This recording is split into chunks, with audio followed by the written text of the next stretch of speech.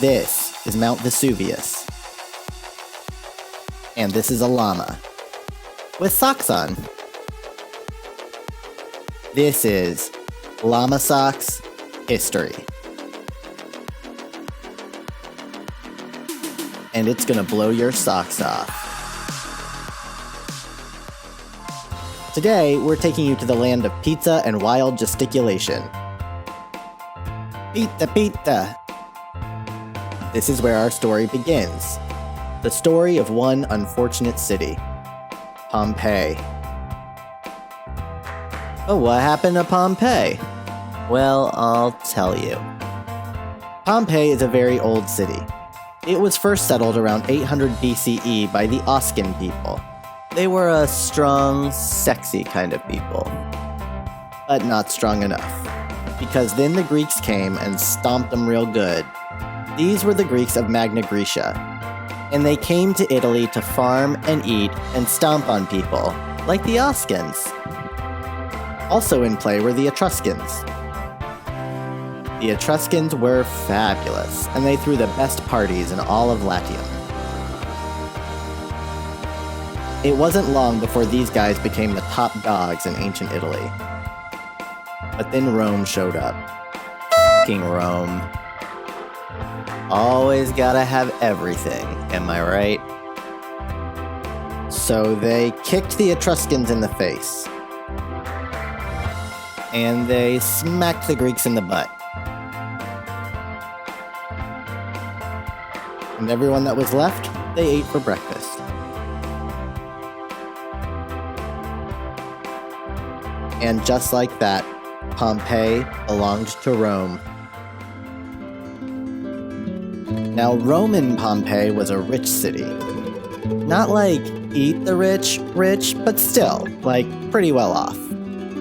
The soil in Pompeii was extremely fertile, and it really gaveth fortheth. And in the ancient world, excess food always meant excess cash.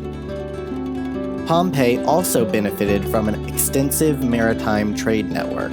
So, it was trade all the time. And people were getting paid.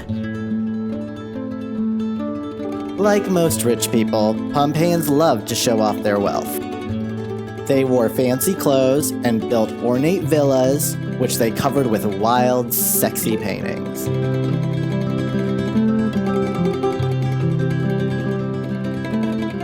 By the time the 1st century CE rolled around, Pompeii was a thriving urban center. Those who could afford to may have eaten their meals at a restaurant like this one. Those that couldn't probably just got a lot of attitude from the sassy shopkeeper. For most Pompeians, a trip to the thermal baths was a regular occurrence. This is where a Roman could drop their drawers, size up their neighbor, and catch up on that good gossip.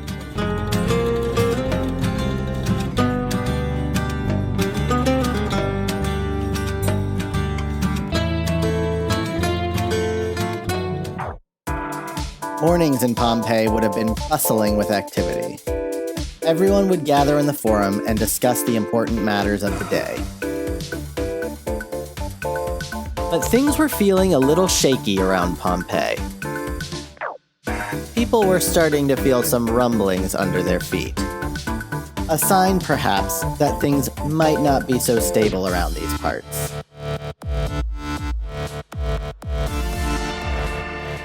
But why listen to the warnings of impending doom when you can simply ignore them and think about something else?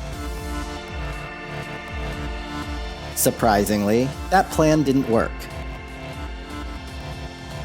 And in 62 CE, a big fat earthquake rocked the city of Pompeii, and not in a good way. The town was devastated. But what are you gonna do? I mean, things couldn't possibly get worse, right? Right? But it was bad. It was all very, very bad. Now, the only eyewitness account we have of the explosion of 79 CE comes from this little toff named Pliny the Younger.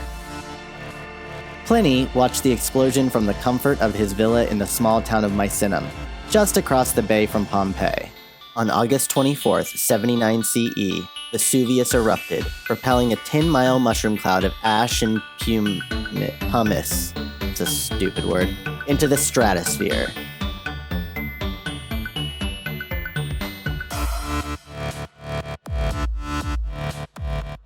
Volcanic material rained down on Pompeii and the surrounding area.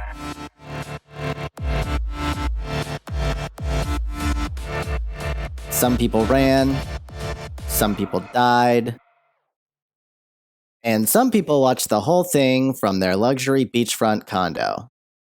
Pliny. As the hours passed, things went from bad to really, really gnarly. Pliny, in his letters regarding the event, tells us that his uncle, also named Pliny, joined a rescue party to save some of his friends across the bay.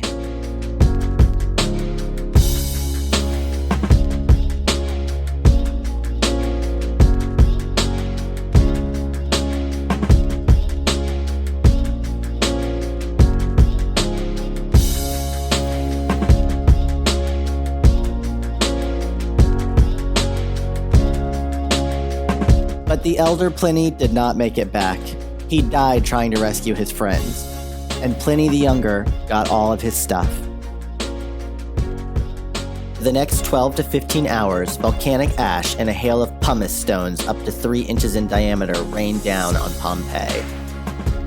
On the morning of August 25th, a cloud of toxic gas poured into Pompeii, suffocating everyone who remained. A flow of rock and ash followed, collapsing roofs and walls and burying the dead. The entire city of Pompeii was buried under 17 feet of ash and pumice. The neighboring resort town of Herculaneum was as well covered in 60 feet of mud and volcanic material. The site of this ancient disaster remained buried and mostly forgotten for centuries. Until a guy named Domenico Fontana stumbled on the ruins in 1599 while digging an underground channel. You know, just digging a channel, like you do.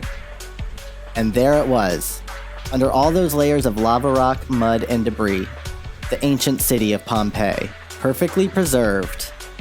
The restaurants, the villas, even the sexy paintings. They were still so sexy. Fontana was scandalized, and he covered it all up, because he was a big old prude. The actual excavation of Pompeii began in 1748, nearly 150 years after the Fontana episode. The project to unearth the buried city began over 250 years ago, and they're still digging, which is, well, come on, speed it up. A visit to Pompeii today feels like a trip back in time.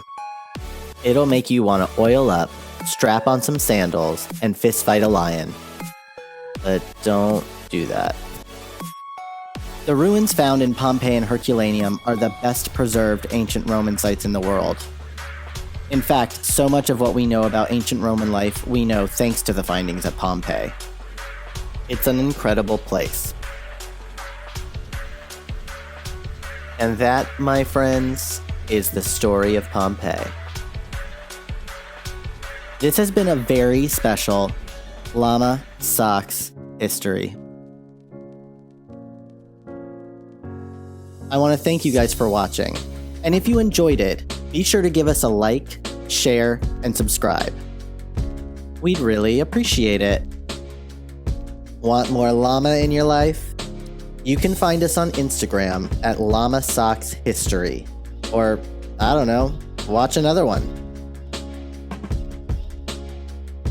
And if you're thinking about planning a trip to Pompeii, be sure to check out the Llama Socks free online travel guide at llamasockstravel.com, and we'll help you get there.